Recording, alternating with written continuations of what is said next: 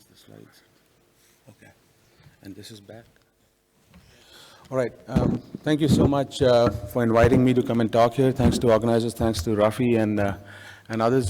So I started my lab about a year and a half ago, and my background is computational biology and part experimental immunology.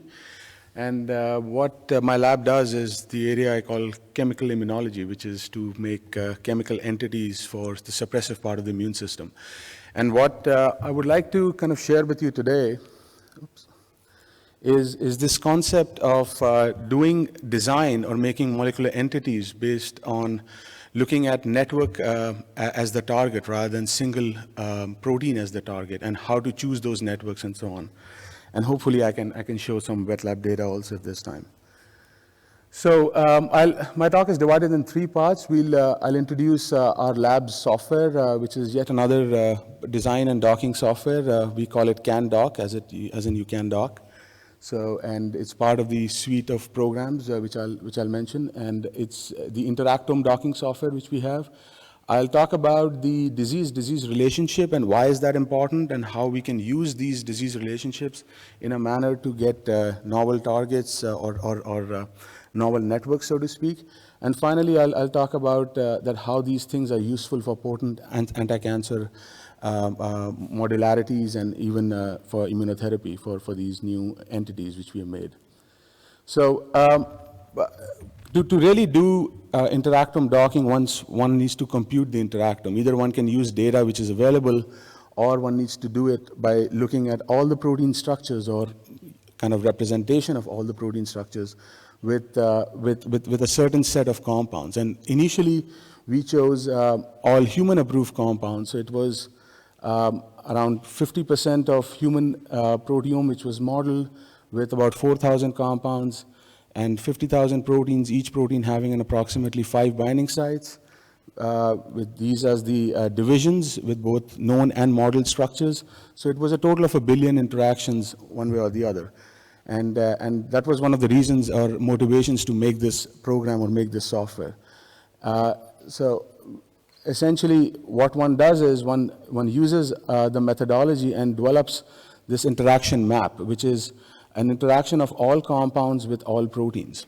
And we have used this. The first version of this was done in collaboration with Ram Samudrala at University of Buffalo, but we have now extended this and made other versions of this and have doing design with it. We have done repurposing and so on with it, which I'm not going to talk about today. So the idea is very simple. Rather than comparing structures of compounds, which people have done, you take the whole interaction and compare the interaction of compound across different proteome classes or different proteomes from different organisms.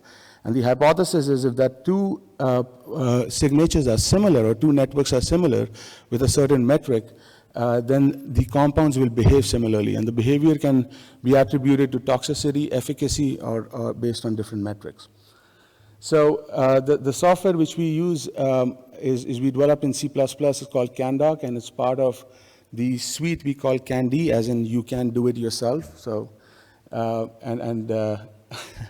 are developing that, and the idea is very simple, that given a particular region, whether it's a binding pocket, interface, protein, RNA, or whatever, you basically grid that and you ask the question, what is the best atom type which can come at each position? Now, we don't define atom types like a physics-based atom type. We define it in a statistical manner. So, and we use Boltzmann, which I'll refer to in a minute, to a great deal. And the idea is that once you have a perspective of at what position different atom types can come, you can use a product graph to find out what is the conformational entropy of each of these different smaller pieces which you can make. So, and using statistical potentials, I think that video didn't work, but that's fine. You can basically get regions of different conformations of the fragment, and once you have those, you basically thread them up, and you consider the flexibility of the protein and the small molecule while making up the molecule itself. So obviously it can be used to do flexible docking, which we have done, but it can also be used to do, the whole reason was to do pocket-specific design. because you have the locations of these different fragments or atoms in that resolution, so it's very hierarchical, you can actually do lead optimization or even new scaffold discovery. In fact, you could do multi-target lead optimization, which is what I'm going to talk about, because we want to consider network as the target. Typically, a medicinal chemist considers just one protein target as the target and then makes the compounds. In this case, you can consider targets and anti-targets. So this software is not currently available, but very soon will be, and we have made a GPU version also for it, and my students are hard at work at that. So let me just talk a little bit about Boltzmann, because everything, my whole research in some ways is guided by this fellow here, and even though I had a hard time in Prague, I was very happy to visit Vienna and at least got a picture taken with his grave. And so everything from potentials to metrics of different forms, we use Boltzmann, and the last speaker introduced it very nicely, so I don't have to go into too much detail. But what I'll say is that there are a whole lot of potential functions which is there in CanDoc, maybe about 30 or so, depending on different kinds of frequencies and distributions which you use, and different types of atom types, whether you want to consider them as complete or you want to consider them only for protein ligand in your system. But the reason this was made was that you could do this at an interactome or proteome level much faster than other methods which was out there. So essentially, if you look at this particular proteome which I mentioned, this particular proteome which I mentioned, and the comparison of it, what it yields to is, if you take all the drugs in the FDA database and some other natural ingestible compounds, there are, for a compound to become a drug, it should at least interact with 100 proteins in the human body. But that doesn't mean that these 100 proteins are promiscuous.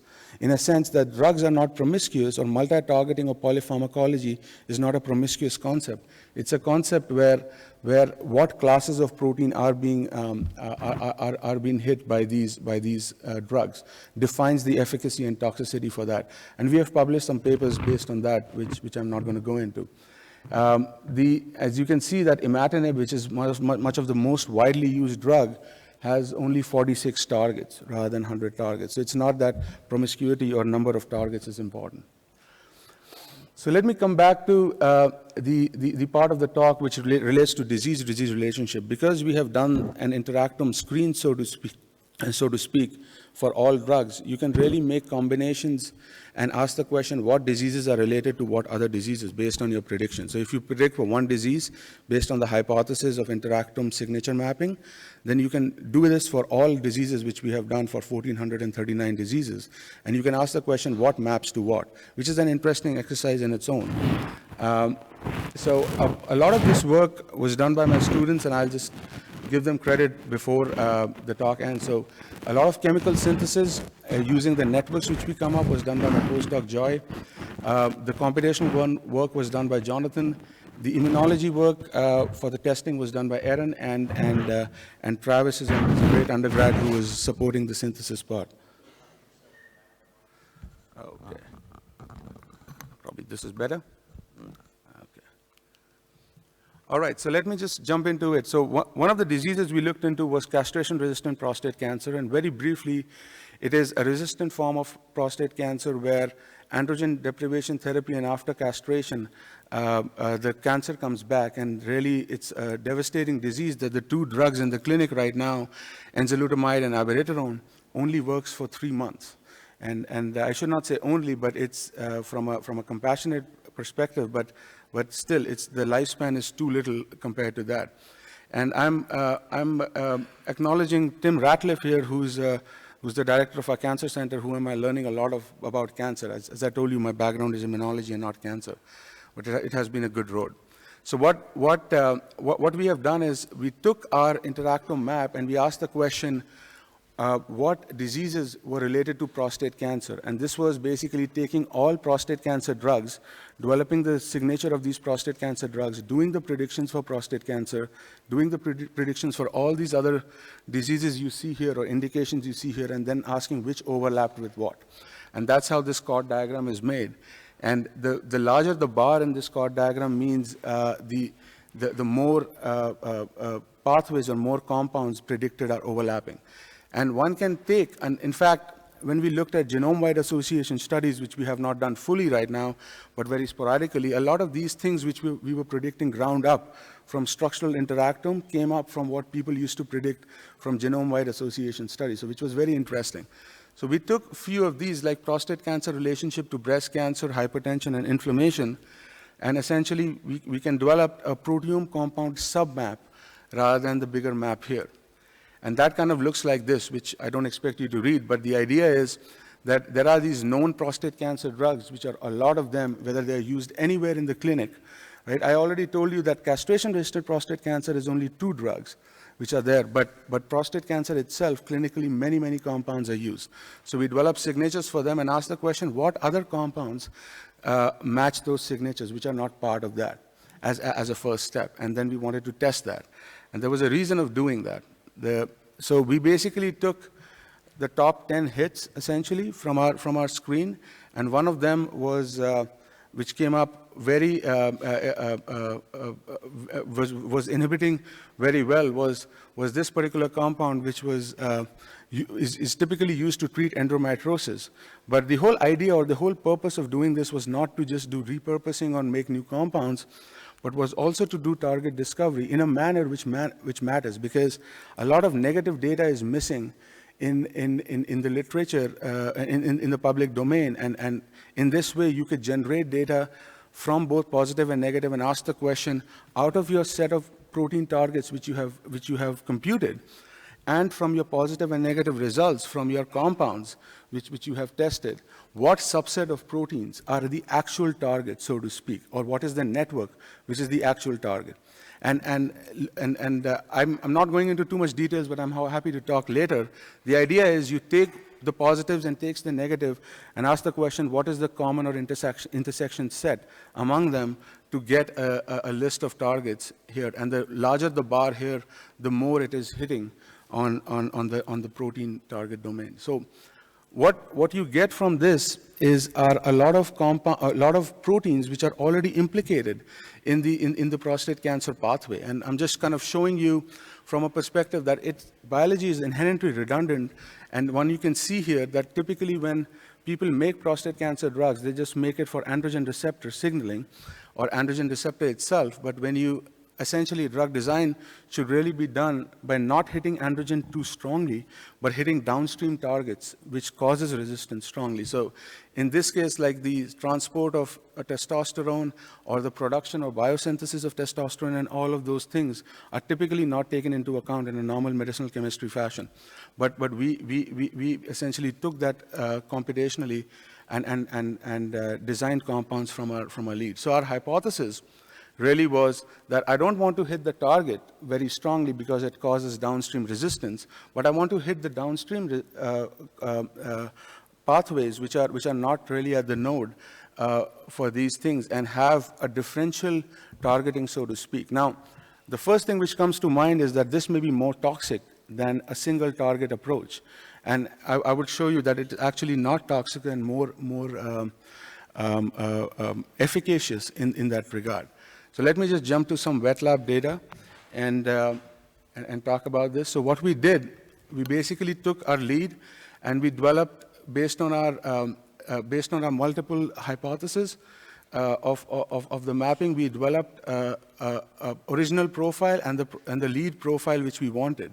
And we designed the profile based on an automated method of going from a 7 nanomolar to less than a picomolar of compound. And this was a new chemical entity. And this was all done computationally and then tested, synthesized and tested experimentally. And essentially the method kind of works, if this works, very quickly in this manner that you choose the fragments or atoms which are there in your target, but do not choose them which are in your anti-target. So if you take a pathway or network, you want to hit some things and you don't want to hit the other things. So you choose them simultaneously, and essentially you come up with a compound or you make your designs based on that. So the whole libraries are made based on these automated computational method, and then and then we look at which are synthesizable and which are not. Right now, that part is done manually, but our hope is to automate some of that as well. So looking at those libraries, we essentially made a whole lot of compounds, but I'm just going to talk about one, which is GCL2 here, which I want your attention to go on, which is the synthetic lead. And you can see that these are cell lines which are prostate cancer specific cell lines where the potency is really, really good. But at the same time, on normal cells, you don't want to kill those normal cells. So you want the bar as high as possible on that case. The other way of doing this is that if I want to hit multiple targets, why not do combination therapy, which is the most prevalent way of doing it. But what ends up happening because of the single target approach, you get inherent toxicity. So there is one of the clinical trials right now going on with abiraterone and enzalutamide, which are two drugs for castration-resistant prostate cancer. But I'm showing you that they are less potent and more toxic. This is on normal cells, this is on cancer cells. So our single entity is much less toxic than that. We also tested what is the effect of these compounds based on our calculations on actually inhibiting androgen receptor and degrading that, and we were able to get less protein for GCL2. Now, the final test where everyone stops at this stage is does your method works in a patient-derived cancer xenograft model, i.e., does your compound which you have made given to a PDX model compared to the known drug, how well does it do, where a patient-derived tumor is injected into immune-compromised mice and asked the question how well your compound can inhibit that human tumor. And what I'm showing you here is that same GCL2, the orange plot is abiraterone and the green one is the GCL2. Abiraterone is given at about 200 milligram per kg, and our compound is given at 10 milligram per kg, and it's essentially kind of, the black line is the control. It's kind of going all the way. Now, there is a lot which needs to be done with this, but the whole idea is that we should start to move away from a single target approach and think about doing design and making libraries in this manner, where the toxicity, as you can see between the green and the orange thing, is exactly similar. So in this respect, thinking that just by targeting one thing is going to make the best drug, I think should be kind of reconsidered. But even if this doesn't become a drug, I mean, I think my whole goal is these are very good chemical probes to study biology, to study network, to study systems biology in that regard, or study pathways which are there for different cell types. And my whole interest is the immune cell subtypes. So the last part, which I want to talk about, this is just summarizing that our molecular entity was less than a nanomolar compared to the other drugs which are in the clinic and much less toxic. So the last part of my talk, I just wanted to kind of share with you some exciting results, again, with this molecule. Now, we kind of designed this molecule by looking at the whole proteome and asking the question, we want to hit the cancer, but we were also naive in thinking that let me make a compound which hits the cancer and at the same time does not affect the immune system to some extent, because the PDX model is essentially that if you can kill the cancer and if you don't affect the immune system, then it'll work. But typically a lot of therapies fail because it can affect the cancer, but the immune system is going in a different direction. In our case, luckily, this compound actually made the immune system go in the direction we wanted to. And this is some data I want to share with you. So we basically took bladder cancer cells, and as you can see, there is no effect on this compound on bladder cancer cells. So there is no reason that this molecule will work in vivo for bladder cancer, a mouse which was made with bladder cancer. And we did that. We made the mouse with bladder cancer, and essentially what we found to our surprise that the molecule is actually shrinking the bladder cancer tumor. And this was done by taking those immune targets into account, and what we found was much kind of synchronous to our surprise. But again, this is very new work, and I want to take you to with a pinch of salt because we are figuring out the mechanism and a whole lot of things. What I'm showing you here is just that the CD8 T cells go up, which you want in the cancer site, and the suppressor immune cells goes down, which is exactly which you want with this particular modulator. And one other thing that we basically, because this was working so well, I teamed up with someone called Debbie Knapp in the vet school at Purdue, and she does dog clinical trials. There are pet dogs which come all the time to the clinic. And we took some, there were 3 dogs which were refractory to all other therapies. And essentially they made caplets of this molecule and gave it to dogs, and it was very exciting to see that before treatment, these big masses which you see in the MRI are the tumors, and after treatment, these tumors are shrinking. So, which is quite exciting, but like I said, quite scary also that how well these things could work. So, and that's the dog.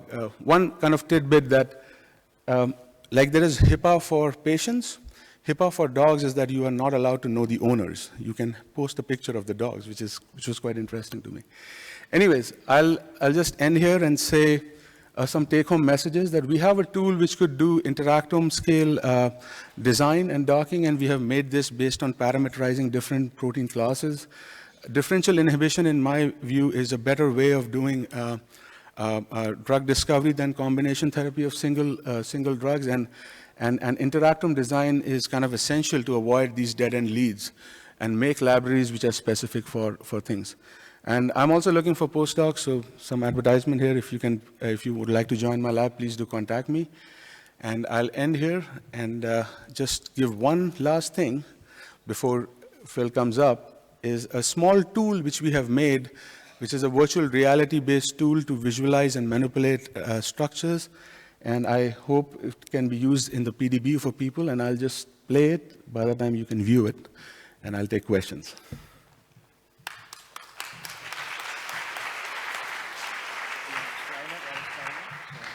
Right, so this is a virtual reality-based visualization program which we have made, which will be powered by CanDoc later on.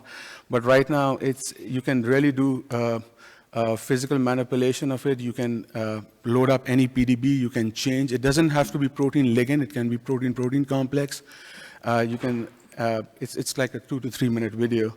So there's the physical manipulation happening, and then you kind of change that to do rotation, howsoever you want, and you can see how the person on the top left is doing it. You can essentially, my whole goal is that this could be like you can download PDB file from the protein data bank. If I'm given an option, we could just have an automated file like this in the PDB, and people can download this and just manipulate these structures. Okay, you were very good at stealing extra time, but this was a very interesting talk. Thank you. We have questions? Oh, yeah, if you have questions? Is that a question over there? No. So I guess one of the things that struck me, I mean, I really like the approach that you've taken, but you get into this situation where it's kind of iterative. You go downstream, and then whatever you target downstream also has implications in terms of off-targeting and all sorts of stuff. So, it kind of goes on and on and on. Right. So by no means this is a perfect way, but the whole idea is that at least, I mean, we have not tested for the thing I showed you, not tested more than 20 compounds and got these leads. And again, it's kind of a mindset that obviously one can make molecules very fast and test very fast. But going with this approach, at least you would help both the computation and the experiment hand in hand with the negative data which is coming up, which is really the goal of making the methods better and better. Okay. Yeah, a question over here. Yeah, very nice work. The question I had was, you showed some free energy differences in 1 or 2 slides. Have you validated those? No, we haven't. So I basically validated things more at a phenotypic level, okay. And I'm more of a cell biologist than a biochemist, but I'm going to team up with someone to do that, yeah. Okay. Okay, thank you. Yeah, thanks again. And of course, I'm pushing you off the stage because I'm taking up